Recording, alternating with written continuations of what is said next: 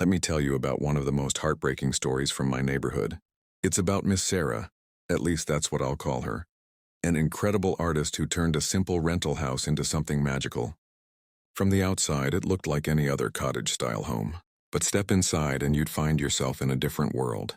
Every wall was a canvas covered in the most beautiful hand-painted Disney murals and fairy tale scenes you could imagine. The kind of work that makes you stop and stare, discovering new details every time you look.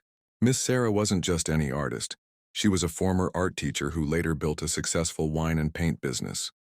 You know those fun painting parties where everyone gets a little tipsy and tries to create masterpieces? Yeah, she pioneered that in our area. Even after semi-retiring, she kept busy with paint commissions and furniture decoration. I'll admit we didn't start off on the best terms. I used to drive my truck through the neighborhood, probably a bit too fast and definitely too loud. She called me out on it, and instead of getting defensive, she was so gracious about it that I couldn't help but respect her. We've been friends ever since.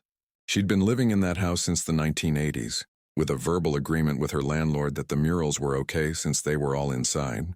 The old landlord had always promised her that someday the house would be hers. It was one of those handshake deals people made back then, built on trust and good faith. But here's where the story takes a turn. The landlord passed away before anything was put in writing. His kids took over the property, and one day, the son showed up with his daughter to inspect the house. I still remember seeing them walk up that pathway, having no idea they were about to change Miss Sarah's life forever. I wish I knew how this story ended, but even the unfinished version reminds us how important it is to get things in writing, no matter how much we trust someone. Sometimes the most beautiful things in life can be the most fragile.